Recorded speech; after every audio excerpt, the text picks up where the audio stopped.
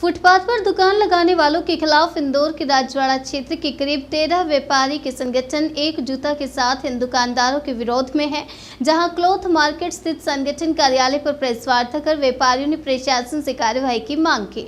इंदौर के प्रतिष्ठित 13 व्यापारिक संगठन, जिनकी लगभग 8000 से ज्यादा दुकानें हैं, व्यापारियों का कहना है कि फुटपाथ पर दुकान लगाने वालों के कारण उनके व्यापार पर तो प्रभाव पड़ ही रहा है, वहीं ट्रैफिक जाम लगने के साथ ही क्षेत्र में क्राइम भी बढ़ रहे हैं।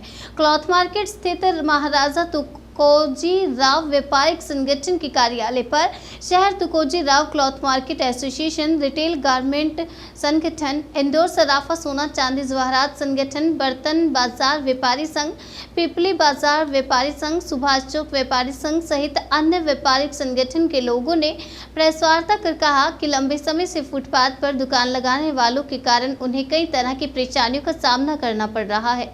नगर निगम द्वारा इन पर कोई कार्रवाई नहीं की जा रही है, वहीं लोगों के कारण क्षेत्र में विवाद और क्राइम भी बढ़ रहे हैं। पीड़ित व्यापारी संगठन के लोगों ने मामले में मीडिया के माध्यम से प्रशासन से कार्रवाई की मांग की है।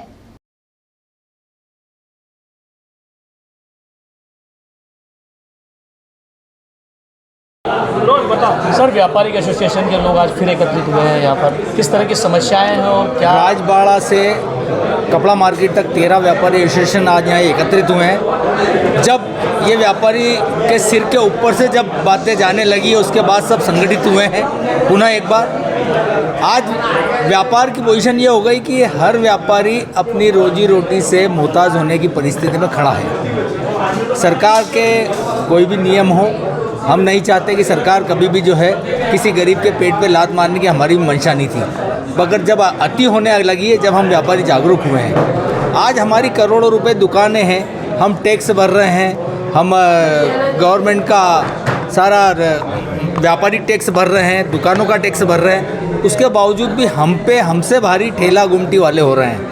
और ये ठेला गुमटी वालों के कारण ना तो इनको टैक्स देना है, ना कोई खर्चा इनका।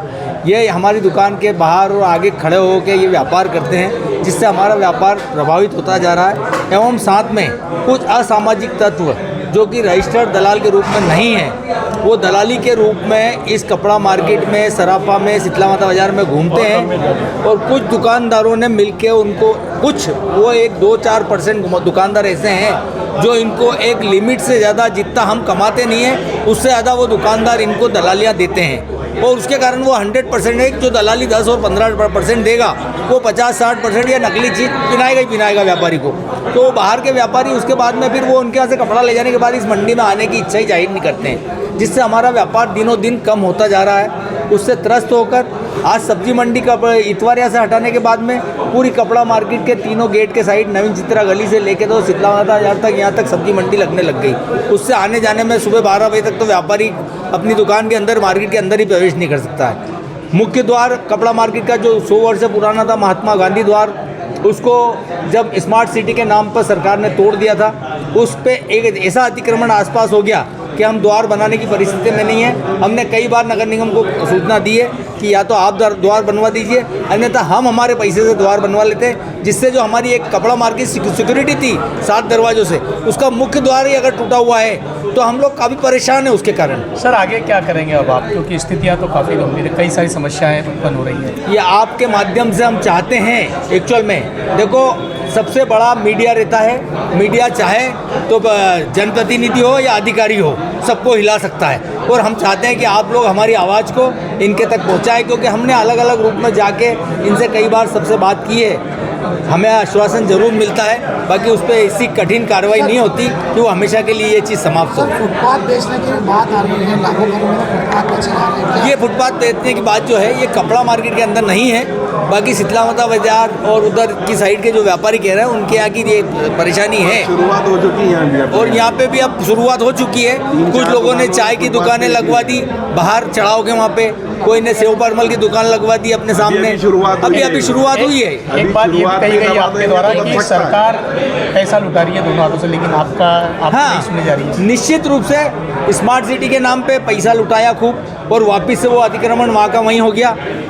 सरकार ने एक जब भारतीय प्रवासी सम्मेलन किया तो गोपाल मंदिर से यहाँ तक इतना पैसा खर्च करके इतना बढ़िया रोड बनवाया, आज पुनः उस पर अतिक्रमण होते हुए दिख रहा है। तो कहीं ना कहीं ये पैसा हमारा ही लगा हुआ है ना। इस शहर में जो हम लोग टैक्स देते हैं वही पैसा लगा हुआ है, और ये शहर व्यापारिक नगरी के नाम से ही जाना जाता है, बाकी कोई नगरी नहीं है ये। सर विधानसभा चुनाव भी है और व्यापारी वर्ग फिर कैसे देखेगा? देखो ये चुनाव का जहाँ तक है, व्यापारियों में कोई इतना वो नहीं रहता है, मन की बात व्यापारी की कोई पहचान नहीं सकता है कभी भी। व्यापारी किसके साथ है व्यापारी नहीं पहचान सकता है मन की बात। व्यापारी चुनाव में बहुत सारे मुद्दे देखता है। हम ऐसे लोग हैं जो हम कई बार इस चीज़ों के ऊपर देखते हैं कि हम हमारे व्यापार को नहीं देखते हुए राष्ट्र को देखते हैं, शहर को देखते हैं, ये सारी चीज़। पर जब पेट के ऊपर आती है तो आदमी लड़ने के लिए बिल्कुल, व्यापारी आखिरी में लड़ने के लिए बिल्कुल तटस्थ रहता है। आपका परिचय? कैलाश मुंगड़, सेक्रेटरी महाराजा तुकोजीराव क्लॉथ मार्केट एसोसिएशन।